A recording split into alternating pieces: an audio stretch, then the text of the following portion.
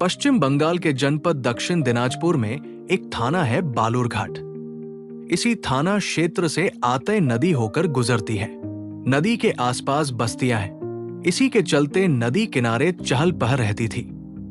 23 अप्रैल 2012 की सुबह नदी किनारे से गुजरने वाले लोगों ने मुर्दाखोर पक्षियों के झुंड आसमान में उड़ते देखे तो पहले यही शंका हुई कि कोई जानवर मर गया होगा।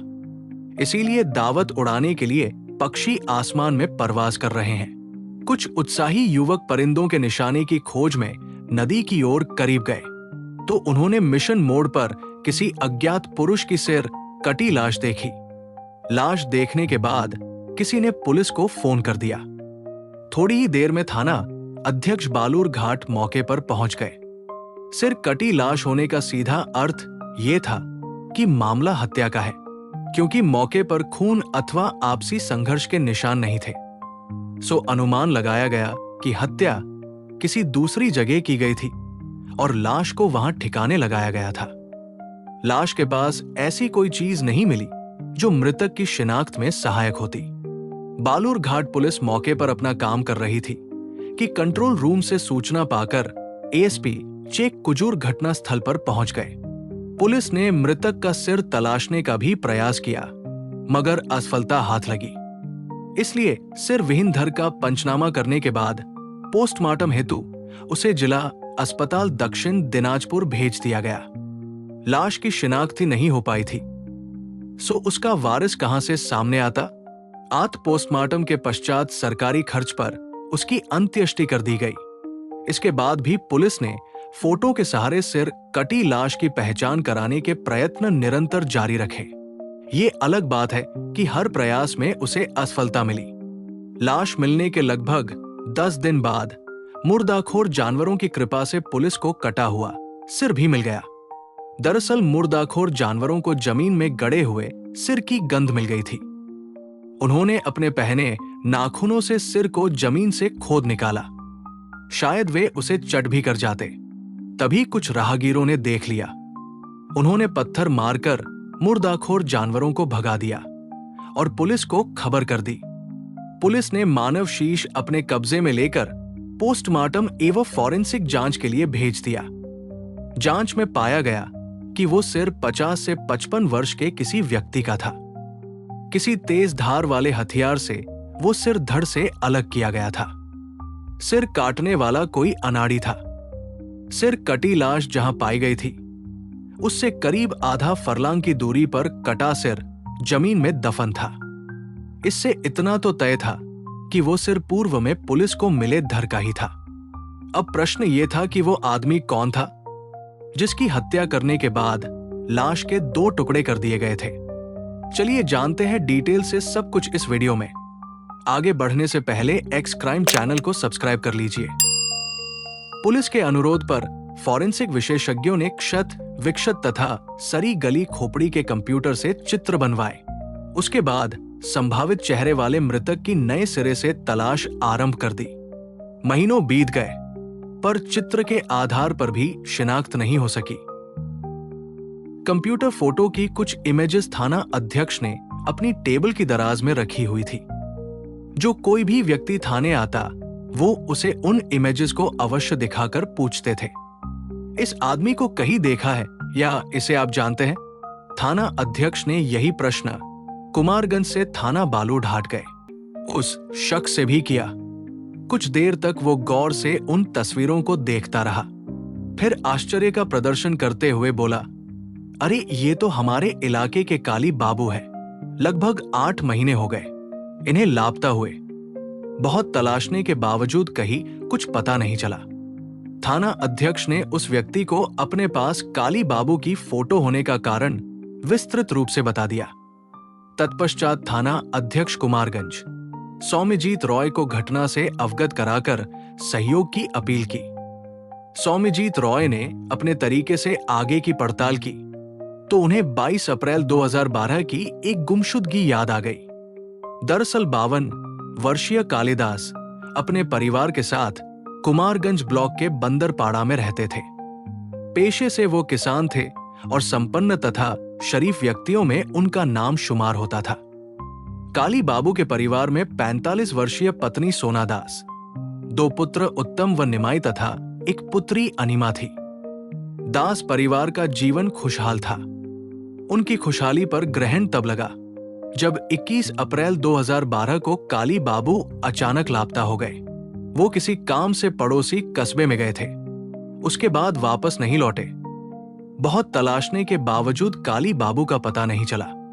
तो 22 अप्रैल को सोना ने थाना कुमारगंज जाकर उनकी गुमशुदगी दर्ज करा दी थी।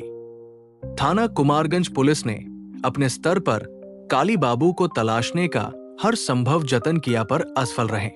8 महीने बीतने के बाद अब तो काली बाबू की गुमशुदगी भी ठंडे बस्ते में चली गई थी।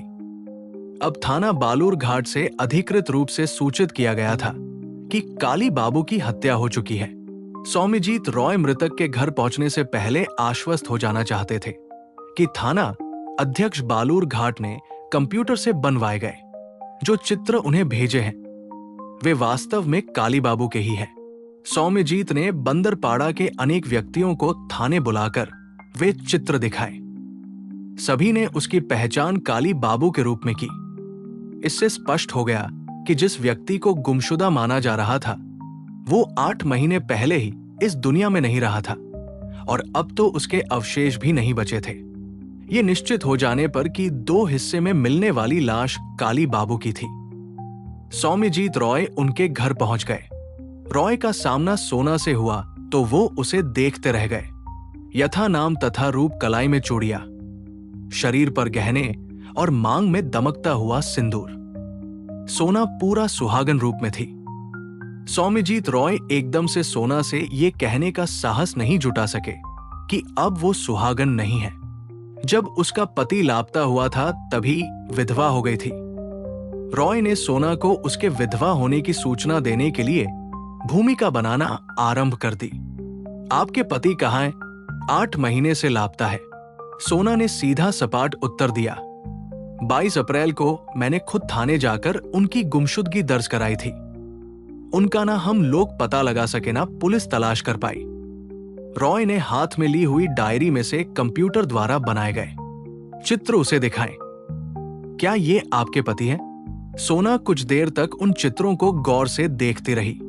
उसके चेहरे पर बदवासी के भाव भी आए, मगर खुद को संभाल कर जवाब दिया, ये तस्वीरें मेरे पति से मिलती जुलती तो है पर उनकी नहीं है। रॉय चकरा गए।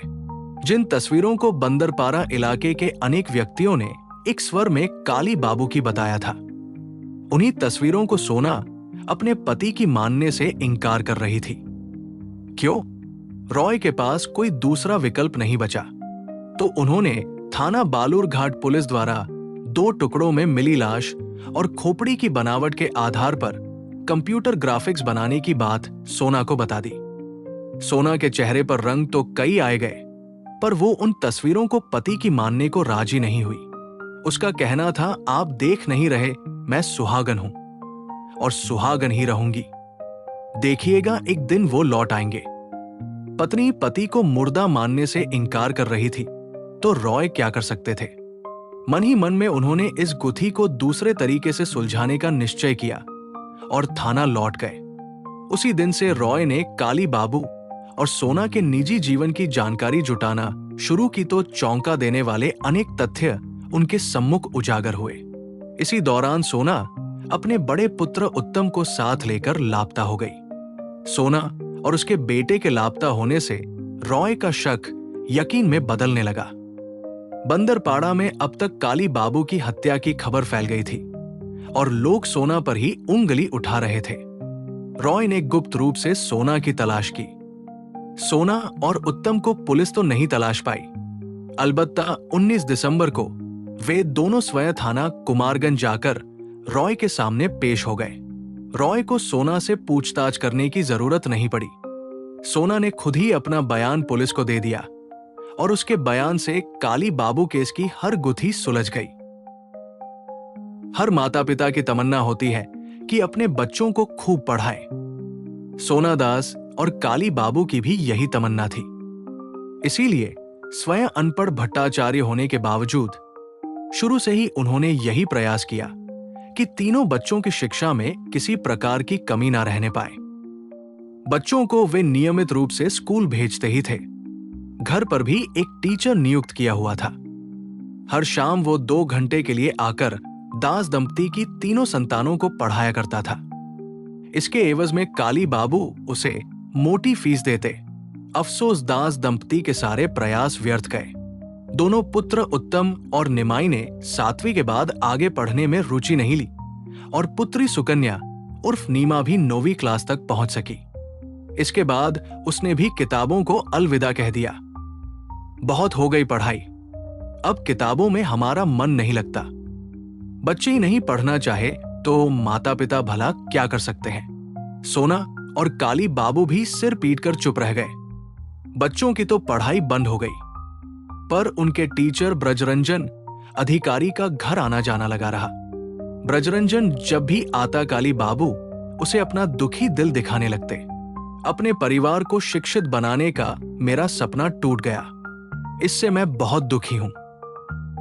ये गम चिता तक मेरे साथ जाएगा। ब्रजरंजन ने कई बार ये संवाद सुना तो एक रोज बोल पड़ा, काली बाबू, ऐसी कोई इच्छा नहीं जिसे इंसान अपने जीते जी पूरा ना कर सके। सब कुछ तो करके देख लिया। काली बाबू ने ठंडी सांस छोड़ी, फरमाइशें पूरी करने का लालच दिया। प्यार से समझाया, डांटा, फटकारा, पिटाई भी की, पर वे तीनों आगे पढ़ने को राजी ही नहीं होते। बाप हूं ना, इसलिए बच्चों को घर से निकाल भी नहीं सकता। बस मन ही मन में घुटता रहता हूं। ब्रजरंजन मुस्कुराया और बोला, काली बाबू, मैं बच्चों की नहीं उनकी मां की बात कर रहा हूं। ब्रजरंजन के कथन का आशय न समझकर काली बाबू अपनी धुन में आगे बोले। सोना भी उन तीनों को समझा समझा कर हार गए, पर उन पर असर ही नहीं होता। काली बाबू, मैं कह क्या रहा हूं और आप समझ क्या रहे हैं? ब्रजरंजन ने खुलकर अपनी बात कही। मेरे कहने का तात्पर्य यह है कि बच्चों का ध्यान खेलकूद और मौज मस्ती में लगा रहता है, इसीलिए वे पढ़ नहीं पा रहे हैं। आपकी मिसेज के साथ ऐसी कोई समस्या नहीं है, आप उनकी पढ़ाई शुरू करा दीजिए। काली बाबू ने ठहाका लगाया। मजाक करने के लिए कोई दूसरा नहीं मिला। मजाक नहीं, मैं सीरियस हूं। ब्रजरंजन बोला, थोड़ा बच्चे पढ़ लिए, थोड़ा बच्चों की मां पढ़ लेगी तो आपके दिल को तसल्ली रहेगी कि परिवार उच्च शिक्षित नहीं तो अनपढ़ भी नहीं है। अपने सीने में आप जो गम पाल रहे हैं वो भी नहीं रहेगा। ब्रज बाबू, बात तो तुम्हारी सही है, लेकिन 45 साल की उम्र में भी कोई पढ़ता है? काली बाबू, टीवी पर वो सरकारी विज्ञापन तो देखते होंगे जिसमें कहा जाता है पढ़ने की कोई उम्र नहीं होती। जब आंख खुले तभी सवेरा समझो। हाँ, कई बार देखा है। काली बाबू का मस्तिष्क सकारात्मक दिशा में सोचने लगा। लेकिन इतनी उम्र की औरत को कक्षा 1 में कौन सा स्कूल दाखिल करेगा? काली बाबू, प्रौढ़ शिक्षा की सरकार ने अलग से व्यवस्था कर रखी है। उसमें आपकी मिसेज से अधिक उम्र के लोग पढ़ने जाते हैं। औरतों और मर्दों की क्लास अलग अलग समय पर लगती है। महिलाओं के प्रौढ़ शिक्षा केंद्र में आप उनका दाखिला करा दें। ब्रज बाबू मेरी घरवाली खास है, वो आम औरतों के साथ बैठेगी तो उसके रुतबे पर असर पड़ेगा। काली बाबू ने पत्नी को प्रौढ़ शिक्षा केंद्र भेजने से साफ मना कर दिया, मगर फिर कुछ सोचकर बोले, ब्रज बाबू, मतलब तो सोना के शिक्षित होने से है, आप ही सोना को पढ़ा दीजिए। ब्रजरंजन मुस्कुराया, पढ़ा तो मैं दूंगा, लेकिन जिसको पढ़ना है उससे भी तो पूछ लीजिए कि वो पढ़ना चाहती है या नहीं। काली बाबू ने सोना को बुलाकर बात की। थोड़ी ना नुकुर के बाद वो पढ़ने के लिए राजी हो गई। इसके बाद काली बाबू की नजरें बचाकर ब्रजरंजन और सोना ने एक दूसरे की आंखों में देखा और राजदाराना अंदाज में मुस्कुराने लगे। 50 वर्ष से अधिक आयु का ब्रजरंजन अधिकारी बंदरपाड़ा में ही रहता था और करीब के ही सरकारी हाई स्कूल में शिक्षक था। वर्षों पूर्व ब्रजरंजन की पत्नी माया रानी का देहांत हो चुका था। 2 बेटे थे जो किसी दूसरे प्रांत में सरकारी नौकरी कर रहे थे। परिवार के नाम पर ब्रजरंजन अकेला था। शिक्षक के अलावा कम्युनिस्ट नेता तथा दबंग व्यक्ति के तौर पर इलाके में उसकी पहचान थी। दास दंपति की संतानों को पढ़ाने के दौरान ही सोना से ब्रजरंजन की आंखें चार हो गई थी। प्रौढ़ आयु में लगाव के ब्रजरंजन और सोना के अपने अपने निजी कारण थे। ब्रजरंजन विधुर था, उसे स्त्री सहवास की चाह थी, तो सोना 45 वर्ष की होने के बावजूद स्वयं को 25 वर्ष की युवती ही समझती थी। हालांकि वह भी उन सारे परिवर्तनों के दौर से गुजर चुकी थी और गुजर रही थी जो इस उम्र की महिलाओं में आते हैं। उसका पीरियड भी बंद हो चुका था।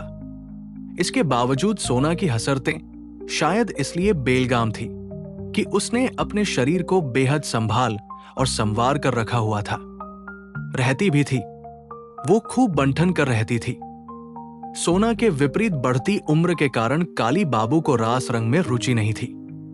एक प्रकार से वो गृहस्थ सन्यासी जैसा जीवन जी रहे थे।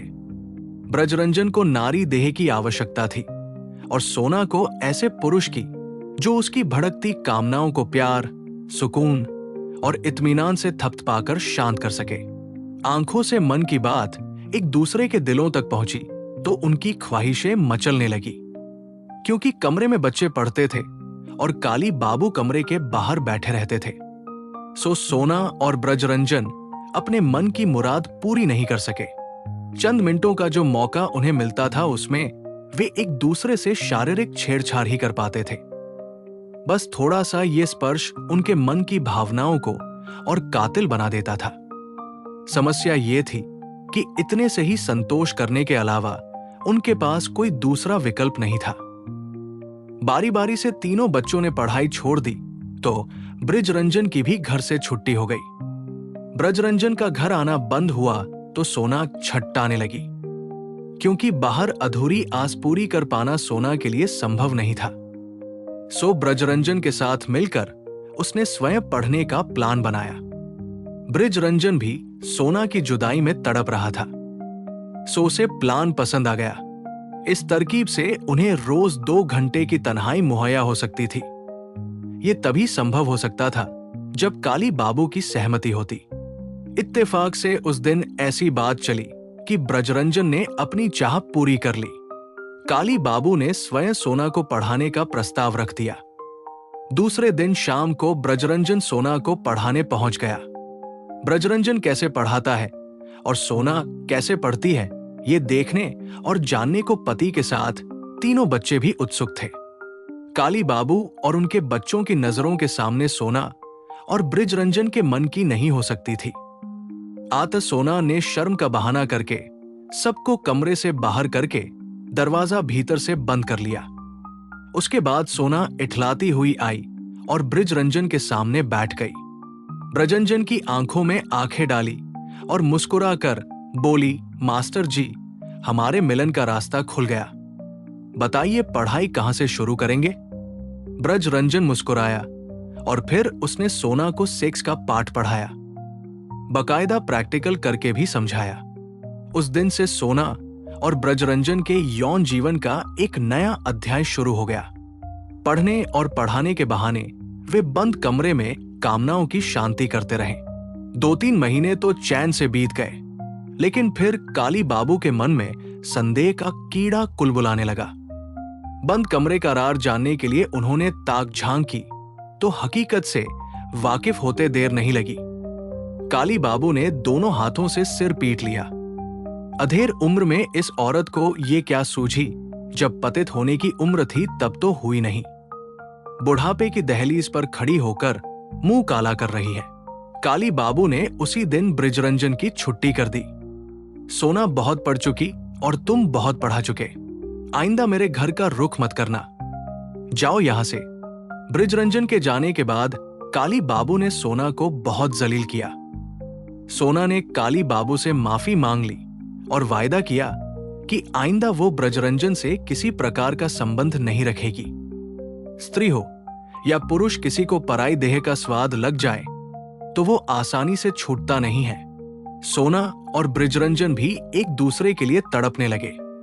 फोन के माध्यम से दोनों एक दूसरे के संपर्क में बने हुए थे। ब्रजरंजन को सोना के बगैर जीना मुश्किल लग रहा था और सोना भी उसकी जुदाई में तड़प रही थी। काली बाबू के जीते जी उन दोनों का मिलन संभव नहीं था। दोनों पर वासना इस कदर हावी थी कि उसके लिए वे अनीति की कोई भी राह अपनाने को तैयार थे। अतः दोनों ने काली बाबू की हत्या करने की योजना बना ली। योजना के तहत बृजरंजन ने कहीं से जहर लाकर सोना को दे दिया। 21 अप्रैल 2012 को काली बाबू देर से घर लौटे। सोना उनके लिए भोजन गर्म करने गई तो सब्जी में जहर मिला दिया। काली बाबू ने भोजन किया तो थोड़ी ही देर में जहर ने उन पर असर करना शुरू कर दिया। काली बाबू बेहोश हो गए तो सोना ने फोन करके बृजरंजन को बुला लिया। बृजरंजन ने गोश्त काटने वाले छुरे से काली बाबू का सिर धड़ से अलग कर दिया।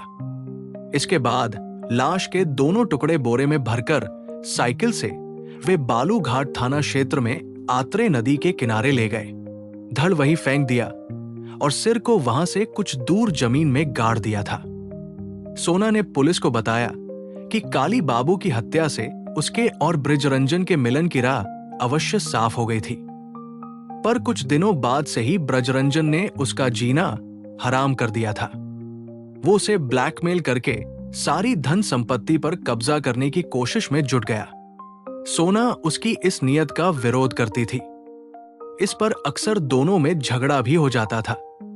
उन्हीं झगड़ों के नतीजे में उत्तम को मां और उसके ट्यूटर की साजिश का पता चल गया था। क्योंकि वह पिता को खो चुका था और अब मां को खोना नहीं चाहता था, सो उसने ये बात किसी को बताई नहीं थी।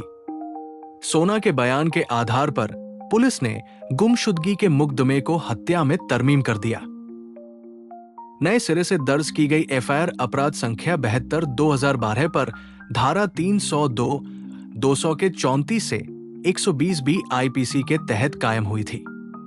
19 दिसंबर 2012 को ही पुलिस ने बृजरंजन अधिकारी को भी गिरफ्तार कर लिया। 20 दिसंबर को पुलिस ने सोना और बृजरंजन को अदालत में पेश किया। वहां से वे दोनों जेल भेज दिए गए। अगर आपको हमारी मेहनत पसंद आई हो तो इस वीडियो को लाइक करते हुए शेयर भी करें। अगर आपने अब तक एक्स क्राइम चैनल को सब्सक्राइब नहीं किया है तो जल्दी से चैनल को सब्सक्राइब कर बेल आइकन भी दबा लें। मिलते हैं एक और रियल स्टोरी के साथ। तब तक के लिए सुरक्षित रहिए, सतर्क रहिए। जय हिंद।